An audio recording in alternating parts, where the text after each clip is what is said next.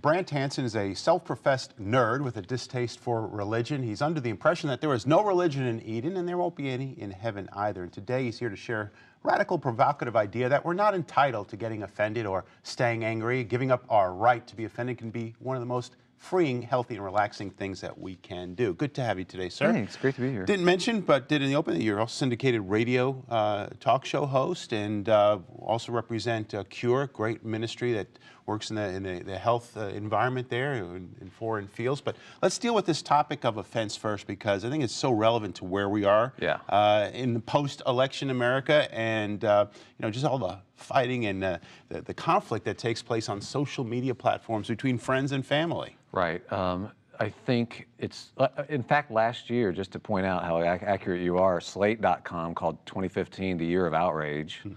And they have an interactive calendar. You can actually go in, pick any day, and it'll show you what everybody was outraged that day about on Twitter, on Facebook. And I'm like, I don't think 2015 held a candle to 2016. So it is a problem, and it does make you wonder as a believer, like if you're a follower of Jesus, like, well, what am I supposed to be angry about? Because there are things that matter. Obviously, there's right and wrong. There's things in the world that are justice, horrible. injustice, sure. Exactly. Yeah. So what am I supposed to forgive and what am I supposed to hang on to? And in the book, I take kind of a counterintuitive idea, but I think it's borne out scripturally. We're supposed to give up anger. And a lot of people will point out to me, well, isn't there the scripture that says in your anger, do not sin? Right. And that is in there. Right. But it's funny, they've only memorized half the verse. The rest of that verse says, and get rid of your anger before the sun goes down. But we only remember the first half. 5 verses later, Paul says, get rid of all anger. It's always listed with bitterness. It's always listed with negative things. It's not a fruit of the Spirit. God's anger is righteous, and ours isn't. So now, how did this become so deeply entrenched in you? Is this something that you dealt with, or something that you just saw happening in the world around us? I think it is something I've had to deal with, but I think that's human. And it did alarm me, because I would talk about it on the air, like, well, how long are we supposed to stay angry about injustice, for instance? And people would say stuff like, I don't know, 3 weeks or something. I don't know, where do we get this? So I enjoyed talking about it, and then I thought, well, what does forgiveness look like? And I've realized we're supposed to fight injustice, but not out of anger. In fact, anger inhibits, it inhibits our judgment. Martin Luther King, Dietrich Bonhoeffer, among others, agree on this, I agree with them, that Jesus doesn't make that distinction between righteous and unrighteous anger for humans. We're supposed to forgive because we're sinners.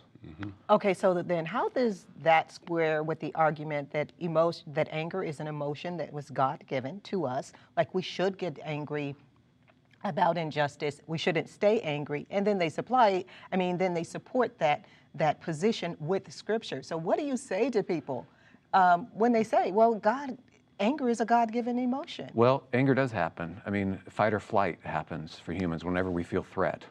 The problem is, for one thing, humans are remarkable in the world because we can feel threat when it doesn't even exist. We can stay angry about things, and you find that immature people or toddlers will be angry all the time because they're constantly threatened. But Scripture doesn't bear out that we're supposed to hang on to anger. So Paul, in that one scripture that people quote half of, acknowledges you will get angry. It does happen. Somebody just took my parking spot. Okay, they cut in. It's going to happen, but I need to let it go. Somebody cuts me off. I need to let it go. Even injustice, when we fight injustice, it's not out of anger. It's out of compassion for the vulnerable. That's what drives us. We don't want our police angry. We don't want our judges angry. We don't want the military angry. That hurts their judgment. But we still want them to do the right thing to defend the vulnerable. So I think we're called to fight injustice with everything we have, but it's not out of anger. It's out of actual compassion for people. But isn't that a liberating message as well? Because when you can let go of anger, man, I mean, you're less depressed. I mean, sickness and disease can be related to anger and unforgiveness. That must be really liberating. That's exactly right. And it all comes not from having to convince myself. If you do something wrong to me, for instance, my forgiveness of you doesn't come from me finding something redeeming. Well, but Valerie's a nice person in other ways. I don't do that. Because sometimes there's not much redeeming to find in somebody. They can have thrown themselves into evil, for instance. The reason I forgive isn't because you're awesome. It's because God forgave me. So I have to realize the depth of my own brokenness and say, well, if God's willing to forgive me, I need to turn around and forgive somebody else because of that. So it is incredibly freeing. It lowers your tension. It helps you physically, like you were saying. It's remarkable. And we're also allowing that, look, God in the end is in charge. I don't need to harbor this anxiety or anger anymore. Someone might get the balance sheet here between the pros and the cons, and understand the rationale of not taking offense, of letting go of anger, of not being quick to be angry, but quick to listen and understand. But to implement that is a whole nother story. For someone that's struggling in that area, what are some things that we could do to kind of get over the hump of offense and move on in forgiveness? I think it's constantly reminding yourself, and we're all forgetful, but I think it's constantly reminding yourself of your own brokenness before God. Like if you understand how good God is and what He's forgiven you for, and you live with that, and it starts to become something that's on your mind all the time, you're thankful. You're so grateful for what God has done. I just think you can practice that mentality so that you're ready in the moment to let it go, because you're like the unmerciful servant in the story that Jesus told. That's us. We have to let it go. The other thing is, I would caution all of us, because we say things like, I can't believe what my mom said, or I can't believe my sister or my brother wrote this on my Facebook page, or this guy said this, I can't believe it. And I always want to go, well, how long has your mom been saying stuff like that? 73 years. Okay, go ahead and believe your mom, who says stuff like that, said that. People are constantly shocked by the state of the world. Yeah. And I would say at some point that's on us. Quit being shocked that humans are selfish. Right. Somebody cut you off on the interstate. Have you ever driven on the interstate before? I mean, this is how people are. It's just a fallen human nature. Human history. You know anything about human history, this is what you see. Yeah. So at some point I want to go, I want my expectations to match where humans actually are. I'm not going to be at Thanksgiving at the table, my uncle is being a jerk again. This is how he is. I'm even going to have a sense of humor. I'm going to expect it, and I'm going to forgive him in the moment. But I think you can practice the gratitude and the expectation in your mind so that you do become less offended. Yeah. It's true still, a flash of anger is going to happen because things are wrong. But it's how you deal with it. Let it go. Yeah. Let's switch gears for a moment here, Brant. You're also a representative for CURE, and that's actually why you're in this part of the world today. Yeah. With Pulse FM. Tell us a little bit about the organization, the ministry, and why you feel so strongly as an advocate for CURE. CURE is like the best kept secret in the world, and it doesn't need to be a secret anymore. And I asked them why, because I visited their hospital in Afghanistan. This is a hospital started by Christians. And it's a network of hospitals around the world that heal people, heal kids with correctable disabilities, and where they can, tell people about who Jesus is and how He loves them. So we have spiritual ministry as well as physical. I want people to know about that. It's remarkable. So that's what CURE does. I wondered why people didn't know about it. They said, well, we're busy, we're doctors, we're not telling people. Like, well, then I'll help. let me get the word out. Because I see, when I visit those hospitals, I see what Jesus is doing in the world, and I'm so happy that that's how He operates. Which came first, your work with advocacy with CURE or your diagnosis? Oh, the Asperger's thing?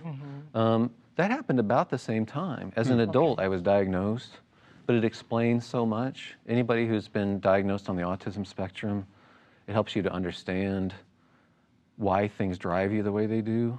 And for me, like with CURE, helping kids with disabilities, there's something in me that really resonates with the underdog. And that's true for a lot of people with Asperger's. You feel deeply for people who are marginalized, I think because we identify with them. And so it is a part of it. But you also say you were happy about your diagnosis. A lot of people would say, oh, get angry. Yeah. Goes back to that anger thing. I think it's because it did explain a lot. I could go back and relive my junior high days and go, oh, that's what was going on. And it helped me understand my son, too, who was also diagnosed. And it helped me understand why I'm the way I am. It was a relief. I've always felt like a failure. And I've begun to understand that people with Asperger's, that's a recurring issue, is the constant feeling that you're being a failure. And to me to go, it's not rational. It's just part of the deal. And I know God doesn't look at me that way, but I have to go, that's how I feel, but it's not true. So what led to the diagnosis? Obviously, you don't just go for routine checkup and they find out where you are on the autism spectrum. My wife, she started reading about it online, and she said, that's you, and that's our son. And so I talked to a psychologist about it at length, and it was obvious. I think it's actually been a blessing in my life in many ways, but I can only say that on this end of things. Yeah. Now that I'm middle-aged, because when I was younger, it didn't feel like a that blessing. way. Yeah. But now I think it comes with gifts too. Like there's certain things I'm really good at, and I'm bad at other things, but I'm thankful that Now you understand. I do. Some of the reasons why, maybe. I do. And my son has it. He's brilliant. He just finished top student in his department at Berkeley. Wow. And he double majored, and he's majored in Russian literature and linguistics, and he's an Air Force officer. Oh my. And he's studying to become a surgeon, and so he's really, really gifted. Yeah. And there's other areas that he and I both socially we need help with. Yeah. And well, that's pretty cool to hear that, and to see the way that information wasn't necessarily a devastating blow, but a little bit of a leg up on understanding oneself. Yeah, and it's freeing. And I would tell anybody, I know one doctor, when he diagnoses people, he says, congratulations, you have Asperger's. And I like that. And so for parents who tell me they're worried because their son or daughter has it, I say, well, congratulations. Yeah. And it does make things different, but I think we have a lot of insight on the human condition that other people just don't see. So. I want to say thanks for joining us today. And we didn't get into Cure too much, but I want to encourage our friends right now to connect with Brant. You can go to cure.org, CURE.org, or as always, go to our website, harvest-tv.com. You'll find an easy way to link back to Brant's site and find out more about Cure. Amazing, amazing ministry. Coming up later, we're going to find out how you can help send Bibles to someone in need around the world. But up next, Brian Bush with the latest news breaking out of Israel. We'll be right back.